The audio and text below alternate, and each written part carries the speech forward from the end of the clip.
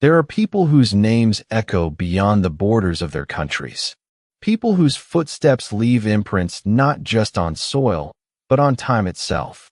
They lived in eras before smartphones, satellites, or global networks. Yet their influence still guides millions. Their achievements were great, but their character was greater. And when you look closely at their journeys, you discover something astonishing. The principles that made them legendary are still usable today, right now, by anyone, including you. This is the story of a young man, lost, uncertain, frustrated with himself, who found his life transformed when he encountered the lessons of one of history's greatest leaders. Aram was 23 years old, and like many people his age, he felt stuck. Every morning, he woke up with a strange heaviness, like something invisible pressed against his chest. His mind kept repeating the same sentence: "I'm not where I should be." He wasn't failing. He wasn't broken. He wasn't hopeless. But he wasn't happy either. He had dreams, big ones. He wanted to build a business, take care of his family, travel the world, and live a purposeful life. But dreams were easy. Action was hard. And so he fell into cycles. Inspired one week, empty the next. Focused one day, distracted the next. Hopeful one month, lost the next. One evening, after yet another unproductive day, Aram opened his grandfather's old wooden trunk, something he had never touched before. He wasn't sure why. Maybe curiosity. Maybe boredom. Maybe life itself nudged him there. Inside were coins, letters, an old compass, and a dusty book titled The Leadership of Umar ibn al-Khattab, R.A. Aram almost put it back. History books had always felt too heavy, too distant, too irrelevant. But that night, for reasons he couldn't explain, he opened it. What he discovered inside began the shift of his life. Not because it was religious, but because the principles inside were practical, human, and timeless. And that is where our story truly begins. The book opened with a scene Aram had never heard before. It described Umar ibn al-Khattab walking through the streets of Medina at night, disguised, alone, listening to the people so he could understand their struggles without filters or flattery. One of his sayings struck Aram like lightning. "If a donkey trips on the road, I fear I will be questioned for not fixing the road." Aram closed the book. He stared at the wall. Those words echoed inside him, louder and louder. This wasn't about donkeys. It was about responsibility, accountability. It was something Aram avoided without even realizing it. He blamed the system, people, timing, luck, stress, fatigue, everything except himself. He blamed circumstances, not choices. He blamed obstacles, not effort. He blamed the world, not his mindset. But Umar's sentence shattered that thinking.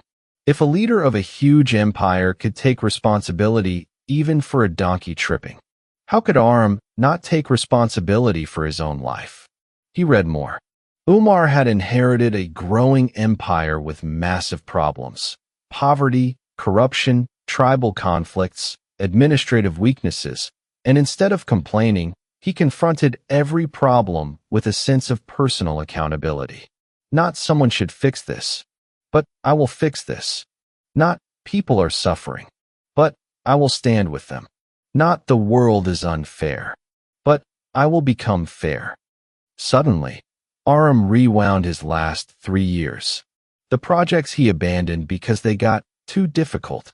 The opportunities he ignored because he was not ready. The mornings he wasted because he was too tired. The goals he postponed because he felt overwhelmed. He saw the truth. It wasn't life holding him back. It was lack of accountability. It wasn't that he was unlucky. It was that he was undisciplined. It wasn't that success was impossible. It was that he wasn't consistently trying. That night, Aram made a decision. From now on, whatever happens in my life, I will take responsibility. If he failed a project, his responsibility. If he missed the gym, his responsibility. If he wasted a day scrolling social media, his responsibility. If he didn't become the man he wanted to be, his responsibility. This shift didn't magically solve all his problems, but it did something more important. It gave him back control. He didn't feel like a victim anymore. He felt like a leader of his own life. And that was the first transformation Umar taught him. Weeks passed. Aram was progressing, not perfectly, but consistently. He woke up earlier, worked with more intention, stopped blaming, and started improving. Then one day, he reached a chapter that introduced the second lesson. The book described how Umar lived. No palace, no throne, no luxury, no guards at every corner. Despite being one of the most powerful rulers on earth, he lived simply, extremely simply. His clothes were patched. His meals were basic. His home was small. And yet the world respected him. Aram frowned at the page. How can someone be that powerful, yet so simple? Then the realization dawned. Simplicity wasn't weakness. It was clarity. It was freedom. It was focus. History books told story after story. Umar slept under a tree without guards. He refused gifts. He worked like a common man. He kept his life uncluttered so his mind could stay sharp. His logic was simple. If you remove the unnecessary, the necessary shines. Aram looked at his own life. It wasn't full of luxuries, but it was full of noise. Apps, notifications, distractions, pointless arguments, comparisons, material desires he didn't even truly want, an overloaded to-do list that exhausted him before he even began. No wonder he wasn't focused. Aram experimented with applying Umar's principle of simplicity, not in lifestyle, but in mindset. He made 3 changes.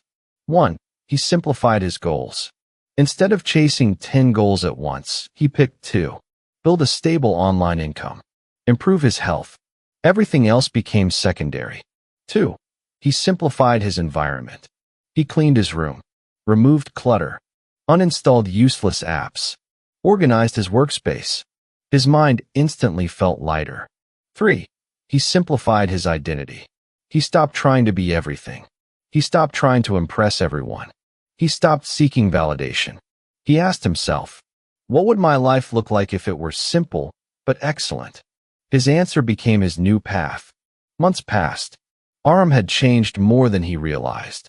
But every transformation reaches a plateau, a moment where you stop growing because the next level demands something uncomfortable.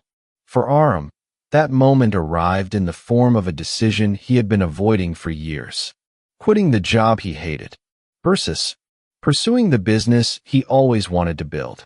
He had talked about it since college, researched it, planned it, dreamed it, but never acted on it. The fear of failure always stopped him. The fear of judgment, the fear of instability, the fear of disappointing his family. And then, one night, he reached a chapter that shook him so deeply, he reread it 3 times. It described one of the most difficult decisions Umar ever made, his expansion reforms. Decisions that threatened powerful tribes, challenged old traditions, and required immense courage. The book said, Umar never delayed a right decision because it was hard. He feared inaction more than mistake. Aram froze. That one sentence dismantled his excuses. It wasn't fear of failure holding him back. It was fear of responsibility, and it wasn't that he lacked opportunities. It was that he lacked courage.